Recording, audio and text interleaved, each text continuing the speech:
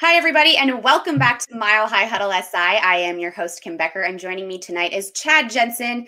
And Chad, just when the Broncos could least afford to lose another cornerback, news broke today that A.J. Bouye is facing a suspension for using performance-enhancing drugs.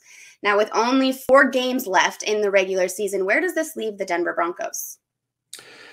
Well, it's currently under appeal for what it's worth. He might, best case scenario, maybe he'll be able to get a game or two knocked off, but he's staring down the barrel of a 6-game suspension for PEDs.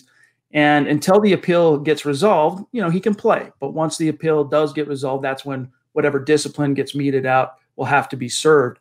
And so what it means for the Broncos is it's just terrible timing, because last week they put a corner on injured reserve, Bryce Callahan. This week, they put another one on in Isang Batsey. So it comes at the most inopportune time. And you still have, if you're the Denver Broncos, a quarter of the season left to be played.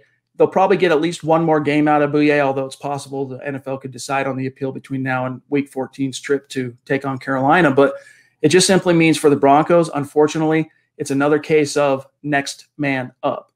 Devontae Bosby, who they brought back from the Arizona Cardinals, they lost him for a little while to Vance Joseph and the Cardinals, and they re-signed him, brought him back. But he hasn't played since the Broncos brought him back. And I think he's obviously going to be, next in line for an expanded opportunity. And I think fans should be excited about that, because Bosby has been, every time his number's been called as a Denver Bronco, he's stepped up and played well. But it also puts the onus more on rookie Michael Ojemudia.